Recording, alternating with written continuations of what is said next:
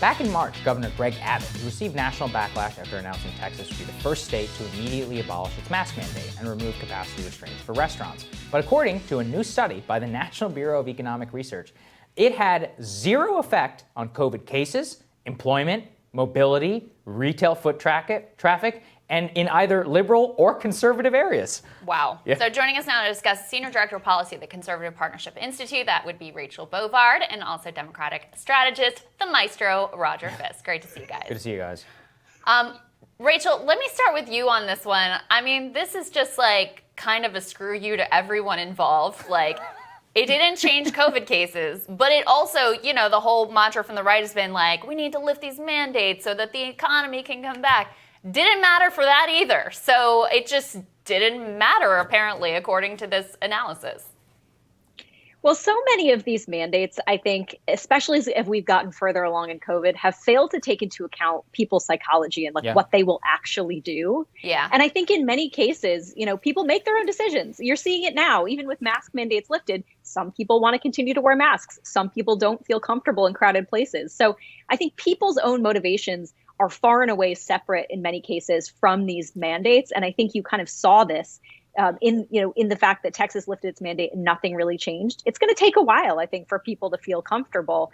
And I think, again, it'll divide the country, I think, in some respect with if they continue to wear masks or not. But human agency has been an often overlooked category, I think, in these mandates. Yeah, Roger, that's that's why I love this story, is that policy didn't matter at all. You can change it, you can keep it, it doesn't matter. People are going to do whatever they feel whenever it comes to it. And it's the same thing from whenever we see California maybe putting in more restrictive ones or not, you just don't see a lot of actual compliance from people around all of this, which I think just shows an extreme level of distrust and disregard for what the government tells them around this.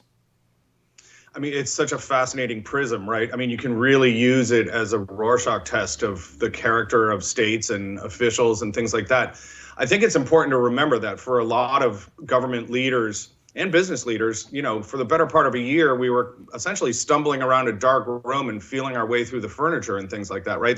It's not to say that there was any kind of glimpse of what 60 or 90 days would look like. My wife and I were chatting the other day, and we remember last March how we said, well, it looks like April is a wash, right? Yeah. And lo and behold, we went April 2021.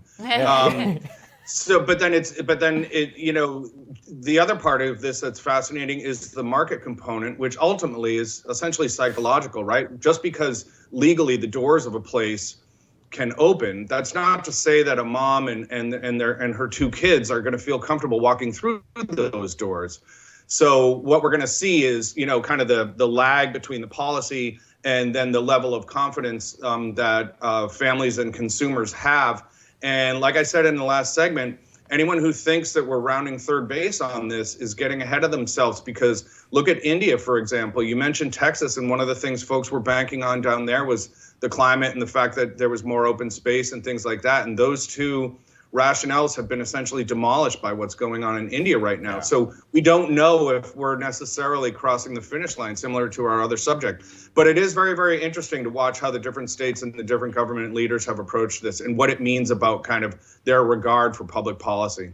Yeah, well, and I think Sagar's point is the most significant one here, Rachel, which is that you've got a long-term trend of distrust in whatever the government is saying, but you also have an acute crisis at every level in terms of government communications about what's safe, what's not, information from the very beginning about don't wear masks, they might make it worse, to everybody's got to be masked up. And so I think people just looked at this dizzying array of guidance and said, I'm going to figure it out for myself because I'm getting conflicting messages here, different message every day. It seems like the whole debate has been politicized, so I'm just going to do my best to sort through that information and figure out what I think is going to be safe for myself and my family, and I think that's reflected in these results as well. I think that's right. And I think I've said this before on the show, but so much of public health is psychology and managing, expectations and people's trust. And one of the long-term consequences of COVID, I think, is just how badly, people are going to view their public health organizations and the lack of trust in what they say. And so much of that, as you point out, has been part of this, missed messaging or contradictory messaging, from public health officials. Or now, right, you have CDC guidance that's like, well, vaccinated people don't have to wear masks, and you actually have governors and mayors saying you should continue to wear them. So actually contradictory advice in that as well. And it's a real politicization, sorry. I can't say that word either, Rachel. It's okay. I know. It's like, God, it's such a tongue twister.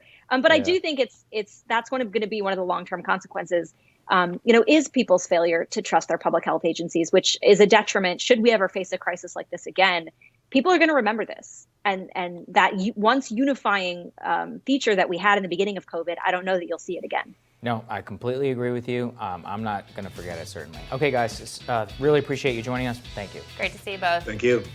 Next on Rising, New York Times media columnist Ben Smith is going to detail how China tried to control the narrative on COVID in the very beginning. That's next.